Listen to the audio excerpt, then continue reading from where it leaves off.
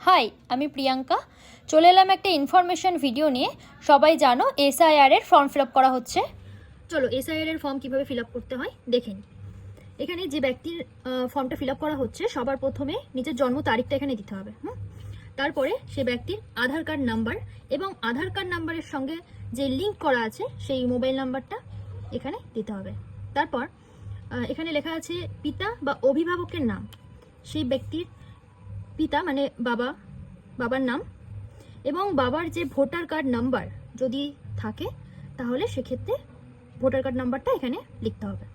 তারপর সেই ব্যক্তির মায়ের নামটা এখানে লিখবে এবং মায়ের এখানে ভোটার কার্ড নাম্বারটা যদি থাকে তাহলে সেটা এখানে লিখে দেবে।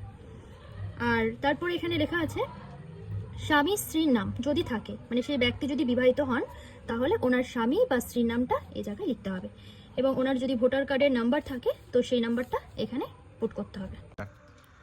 চলো পরবর্তী এই অংশে কাদের ডিটেলস হবে এবং কারা এটা ফিল আপ করবে সেটা আমরা জেনে নিই।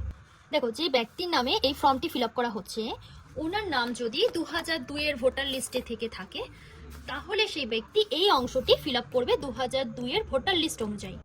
2002 এর ভোটার লিস্ট অনুযায়ী এই ব্যক্তির যে নাম আছে সেই নামটা এখানে লিখতে হবে এবং সেই লিস্ট অনুযায়ী যে এপিক নংটা আছে সেই এপিক নংটা এই জায়গাটায় লিখতে হবে।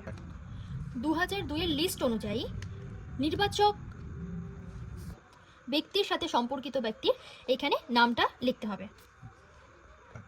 এবার এই সম্পর্কিত ব্যক্তির সঙ্গে নির্বাচকের যে সম্পর্ক সেটা এখানে লিখতে হবে। সেই লিস্ট অনুযায়ী তারা যে জেলার অন্তর্ভুক্ত এবং সেই জেলাটার নাম এখানে দিতে হবে। এখানে রাজ্যের নাম দিতে হবে, এখানে বিধানসভার ক্ষেত্রের নামটা দিতে হবে।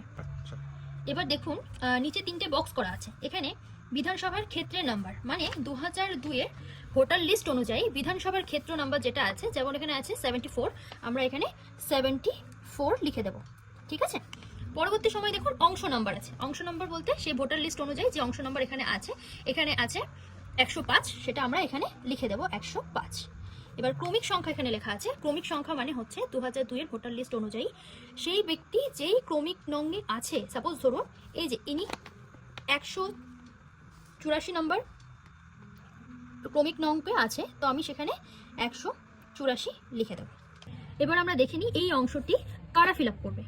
যে ব্যক্তির নামে ফর্মটি ফিল আপ করা হচ্ছে ওনার নাম যদি 2002 এর ভোটার লিস্টে না থাকে তাহলে সেই ব্যক্তি এই অংশটি ফিল আপ করবে, তার এই অংশটি ফিল আপ করার দরকার নেই।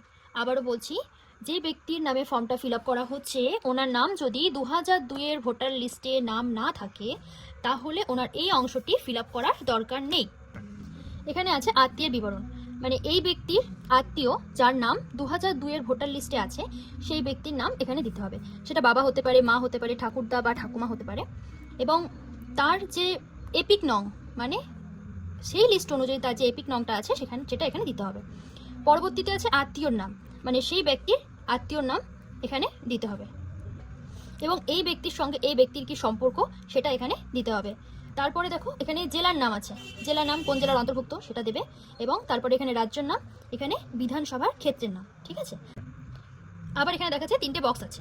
তো এর আগে আমরা যেটা ফিল আপ করলাম এই বক্সগুলো সেম পদ্ধতিতে বিধানসভার ক্ষেত্রের নাম্বার, অংশ নাম্বার আর ক্রমিক নাম্বার সেই 2002 এর লিস্ট অনুযায়ী আমরা এখানে লিখে দেবো। এবার নিচের অংশে দেখো এখানে নির্বাচক বা পরিবারের যে কোনো সাবালক সদস্যের স্বাক্ষর, মানে যে ব্যক্তির নামে ফর্মটা ফিল আপ করা হচ্ছে উনিও এখানে স্বাক্ষর করতে পারে বা পরিবারের যে কোনো সাবালক সদস্য এখানে স্বাক্ষর করতে পারে।